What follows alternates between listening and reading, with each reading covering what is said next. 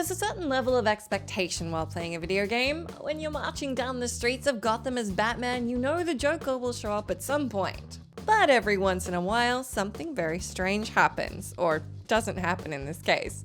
Sometimes you're playing a game for hours, waiting for a specific moment to occur, unaware that it's never going to. I'm Jess from WhatCulture, and here are 10 video game moments we were all waiting for that didn't happen. Number 10. Battling Hugo Strange, Batman Arkham City.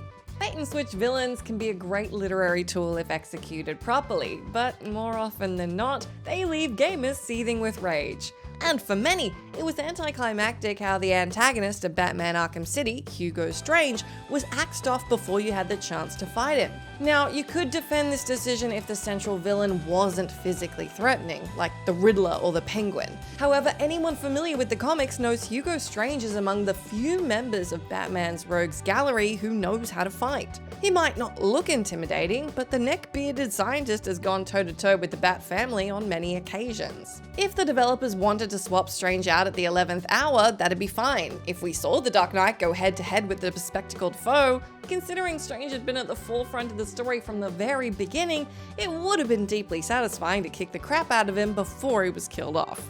Number 9. Stop and Swap, Banjo-Tooie.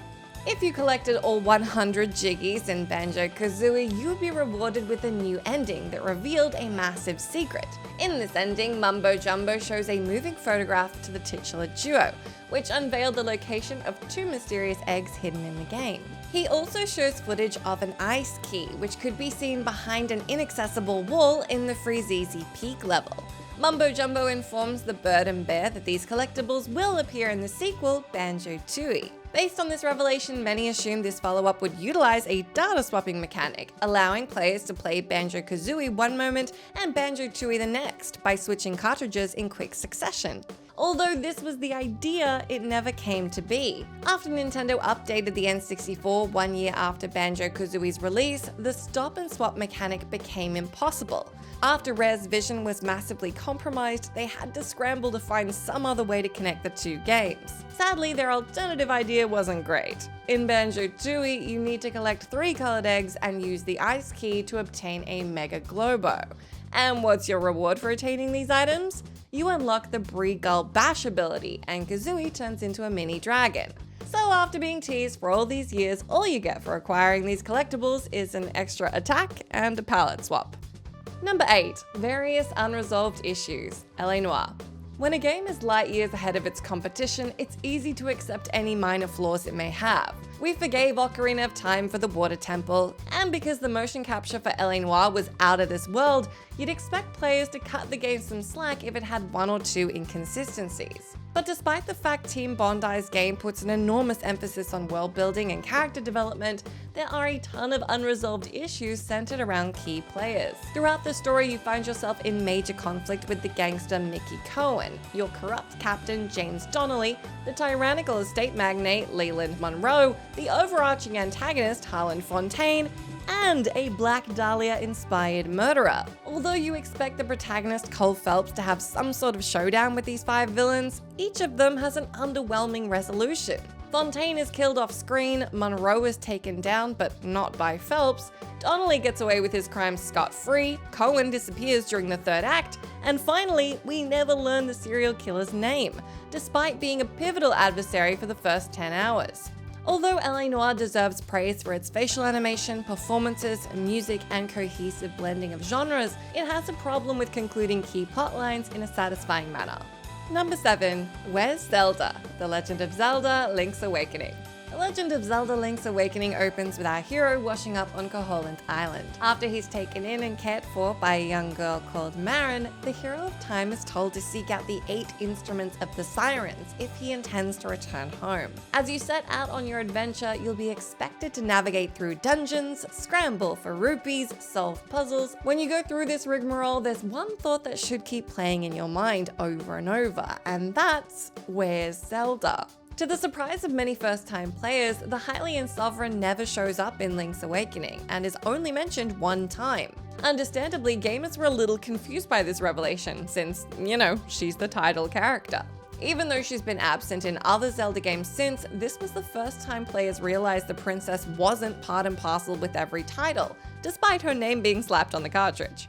Number 6. Big Boss's Origins, Metal Gear Solid 5: The Phantom Pain. Metal Gear Solid 5: The Phantom Pain was more than another installment in Hideo Kojima's beloved franchise. The sequel was advertised as the missing link that bridged the classic games with the Solid series. By focusing on the main villain of the first 2 entries, Big Boss, this prequel would finally show us how this decorated war hero turned into a mustache-twirling psychopath. Well, that's what we thought would happen. After working your way through the main campaign for a good 20 hours, we learned absolutely nothing. Now, because each MGS title has an astoundingly complex story, there's always a few issues left unresolved. But this felt different since the Phantom Pain failed to give us what it was selling. The commercials depicted Boss drenched in blood while mourning his fallen comrades, implying he snapped after experiencing a deeply personal tragedy. Unfortunately, this image and many others were completely absent from the finished product. Because of these issues as well as the abrupt ending, gamers weren't surprised to learn the Phantom Pain had a deluge of cut content. Due to time restraints, massive chunks of gameplay were removed, which heavily impaired level structure and the narrative. Even though the Phantom Pain received positive reviews, die-hard fans felt the game was heavily lacking. Number 5. The second half of the game, Golden Sun. Golden Sun is an astounding RPG for the Game Boy Advance, which centered around magic wielders called adepts trying to save their world from an ancient evil. On your travels, Isaac, Garrett, Ivan, and Mia must stop 2 warlocks, Sartoros and Menardi, from activating 4 alchemic lighthouses. Although your squad ultimately defeats Sartoros and Menardi, the pair trigger 2 lighthouses before perishing. Isaac then tells his friends they need to locate the other lighthouses to ensure nobody activates them. Then the game decides to suddenly end.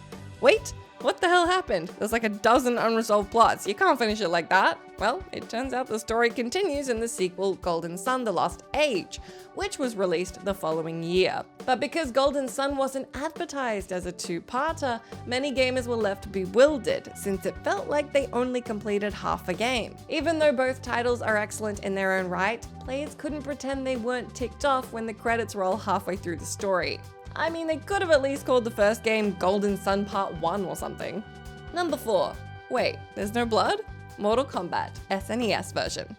Mortal Kombat instantly stood out for its digitized sprites, fluid controls, iconic characters, and who are we kidding? When it comes to MK, it's all about decapitating, disemboweling, and vivisecting your opponent. Even though Mortal Kombat is a solid fighting game, it wouldn't have had the same level of success if it wasn't for the blood-spewing violence and controversial finishing moves. So when the arcade title finally made its way to home consoles, gamers were pumped to pummel their friends to a bloody pulp, in the game we mean. Sadly, anyone who purchased the SNES version noticed a serious issue. After playing for a few seconds, everyone had the same question: where's the blood? Due to Nintendo's family-friendly policy, the company decided to replace the blood in Mortal Kombat with sweat. To add insult to injury, the fatalities were heavily toned down. Unsurprisingly, gamers were furious about the lack of bloodshed and entrails, since that's the main reason they bought the freaking game in the first place. Because Sega didn't censor the Mega Drive's version of Mortal Kombat, it was no surprise when it sold quadruple the amount as the SNES port. The moral of the story is simple: give the people what they want. Number 3. Electrokinetic abilities, BIOSHOCK Infinite. After BIOSHOCK 2 failed to match its predecessor, the developers went the extra mile to ensure they didn't make the same mistakes for the follow-up, BIOSHOCK Infinite. Now, when it comes to crafting a masterpiece, one aspect of the development is knowing what content to stick with and what content to discard.